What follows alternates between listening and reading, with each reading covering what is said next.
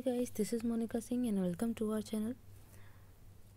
आज हमारी जो फाइल है वो बीएड सेकेंड ईयर की PC3 मतलब असेसमेंट फॉर लर्निंग की फ़ाइल है, जो कि आपकी इंग्लिश लैंग्वेज में है। ठीक है, और इससे पहले हमने इंग्लिश में CC 5, 6, 7 और 8 फाइल अपलोड कर दी हैं। ठीक है, आज आपकी PC3 है जिसमें हमने टॉपिक लिया है आपका मेज़रमेंट। ठीक है, और इसी के बारे में मेज़रमेंट के बारे में और भी कुछ पॉइंट्स हैं जिससे आपको ये फाइल का कंटेंट रेडी करने के लिए हेल्प मिलेगी। ठीक है, तो आप ऐसे ही अगर आपके पास सिलेबस है तो उसमें से रिलेटेड टॉपिक लेकर आप गूगल कर सकते हैं किसी भी कंटेंट को और अपनी मर्ज़ी से वैसे लिख सकते हैं। और चाहें आपको अगर ये सिर्फ इतना ही लिखना है जितना हमारी वीडियो के अंदर है वो तो आप लिख ही सकते हो। आपको पता है कि PDF आपका टेलीग्राम से मिल जाएगा। कोई भी और क्वेरी है तो आप कमेंट बॉक्स में बता सकते हो। बाकी जो भी आपके रिक्वेस्ट होती है मैं कोशिश करती हूँ कि वो पूरा करती रहूँ, तो उसी के बेसिस पे आपकी सारी ये फाइल्स चल रही हैं। तो अभी आज आपकी जो मेज़रमेंट है उसमें सबसे पहले हम डेफिनेशन बताएंगे मेज़रमेंट की। ठीक, तो मेज़रमेंट को ये थोड़ा सा डिफ़ाइन किया है, जर्नली कुछ बातें बताई गई हैं। ठीक है, मेज़रमेंट के बारे में। इसके बाद में नीचे की डेफिनेशन बता दी गई है जेम्स एम ब्रैडफील्ड के द्वारा।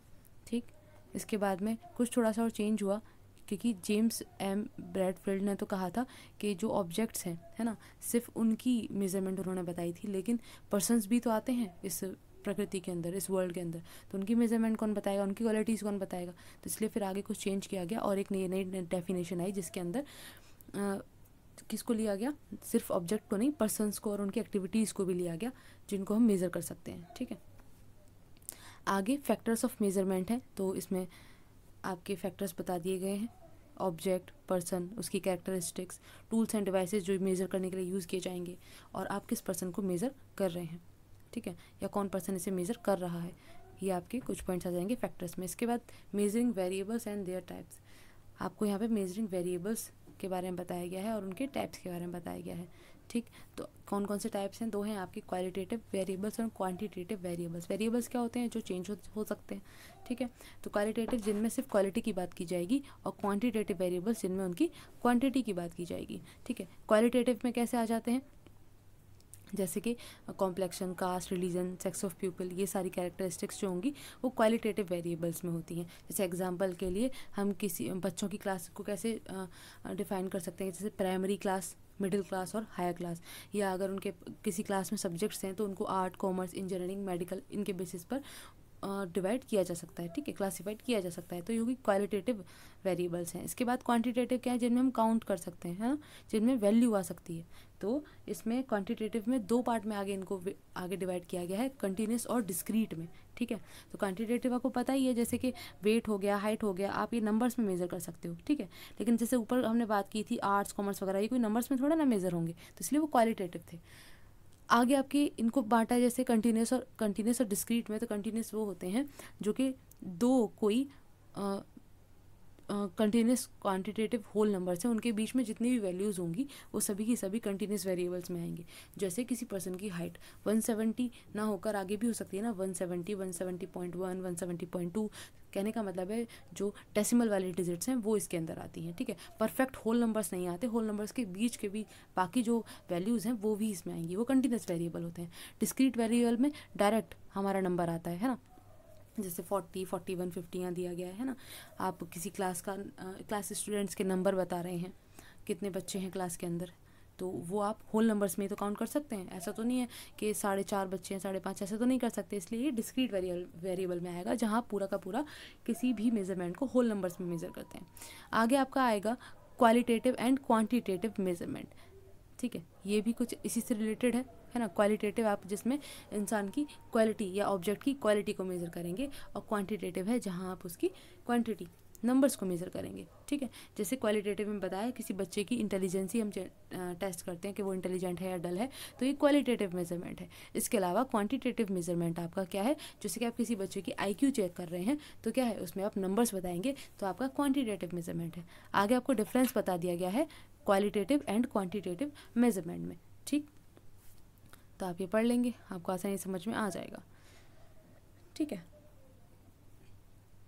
आगे levels, scales and types of measurement. अब मेजरमेंट के कुछ लेवल्स या टाइप्स भी दिए गए हैं। ठीक है, आप कुछ भी कह सकते हो उसको, लेवल्स कह सकते हो, स्केल्स कह सकते हो या टाइप्स कह सकते हो। और एसएस स्टीवंस ने इसके 4 पार्ट्स में डिवाइड किया है। जैसे यहाँ पे दिया है 4 पार्ट है इसके, nominal measurement, ordinal measurement, interval measurement और रेशियो मेजरमेंट। इनको आगे फर्दर डिस्कस कर दिया है। नॉमिनल मेजरमेंट के बारे में बताया, ठीक है।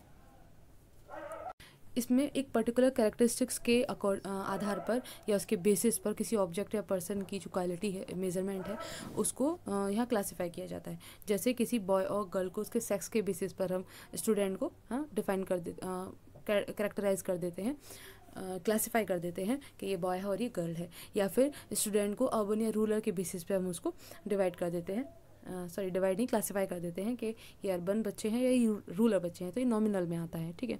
ऑर्डिनल आपका क्या हो गया?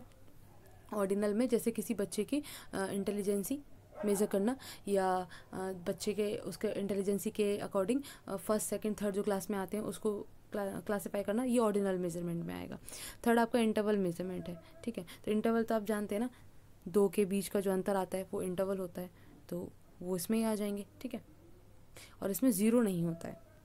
आगे आपका रेशियो मेजरमेंट, रेशियो आप जानते हैं, है ना। रेशियो क्या है? जैसे यहाँ मान लीजिए कोई एग्जांपल ले लीजिए आप, वेट का ले लीजिए, हाइट का ले लीजिए कि कोई बच्चा इतने वेट का है, कोई बच्चा दूसरा इतने वेट का है, ठीक है, या हाइट का है, तो उनके बीच में हम रेशियो निकाल सकते हैं, तो आपके रेशियो मेजरमेंट में आ जाता है, ठीक है। जैसे यहाँ दिया भी गया है कि एग्जांपल 60 kg राम का वेट है और 20 kg श्याम का वेट है, तो उनके वेट का अगर हम रेशियो निकालें तो 3:1 उनका रेशियो आ जाता है। तो इस प्रकार के जो मेजरमेंट है वो रेशियो मेजरमेंट में आएगा। आगे लास्ट आपका टॉपिक है मेजरमेंट इन एजुकेशन में। एजुकेशन में क्या यूज़ है? अब एजुकेशन में तो काफ़ी यूज़ है ना, जैसे कि हम मार्क्स आइडेंटिफाई करते हैं, intelligence, aptitude, attitude, interest, personality, सभी को मेज़र करने में काम आता है। तो मेजरमेंट हो रहा है हर एक चीज़ का, ठीक है। तो मेजरमेंट ज़रूरी है एजुकेशन में। अलग अलग तरीके से आप मेज़र करते हैं, अलग अलग टेक्निक्स का यूज़ करते हैं। टीचर्स अलग प्रकार से मेज़र करेंगे, आपके गार्जियंस अलग प्रकार से मेज़र करेंगे, ठीक है। तो काफ़ी सारे तरीके इसमें आ जाते हैं, ठीक। तो इसी के बारे में यहाँ लिखा हुआ है, आप पढ़ लेंगे। आगे आपको स्टेप्स दिए गए मेजरमेंट के, एजुकेशन में आप कैसे कैसे इसको मेजरमेंट कर सकते हैं, उसके स्टेप्स बताइए। तो 4 स्टेप्स हैं यहाँ पर। पहला है determination and defining the measuring traits और एम्स एंड ऑब्जेक्टिव्स। अब सबसे पहले तो आप डिटरमाइन करेंगे या डिफाइन करेंगे कि आपको कौन से ट्रेड्स हैं जो मेज़र करने हैं, आपके क्या एम हैं किसी मेजरमेंट के, ठीक है, वो यहाँ पर आ जाता है। इसके बाद में आपका नेक्स्ट पॉइंट है selection of suitable measurement tools और मेथड। आप मेथड या टूल सिलेक्ट करेंगे कि किसके द्वारा आपको मेजरमेंट करनी है, ठीक है। ये हो गया आपका। इसके आगे चलते हैं हम। तो यूज़ और एडमिनिस्ट्रेशन ऑफ मेजरमेंट टूल और टेक्निक।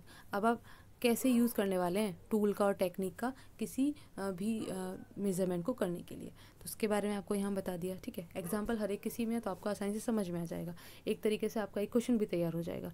आगे हैं रिजल्ट्स एंड रिकॉर्ड्स। आप मेजरमेंट कर लिया तो उसके बाद में रिजल्ट और रिकॉर्ड भी आएगा, तो वो आप किस तरीके से कंक्लूड करेंगे वो आपको यहाँ बता दिया है। तो यहाँ पर ही आपका पूरा कंटेंट कंप्लीट हो चुका है, आपकी फ़ाइल आसानी से इससे बन जाएगी। इसके अलावा अगर आपको कोई भी कमी लग रही है, आप कुछ भी पूछना कहना चाहते हैं तो आप कमेंट में कह सकते हैं। डिस्क्रिप्शन बॉक्स में आपका टेलीग्राम का लिंक मिल जाएगा, ठीक है।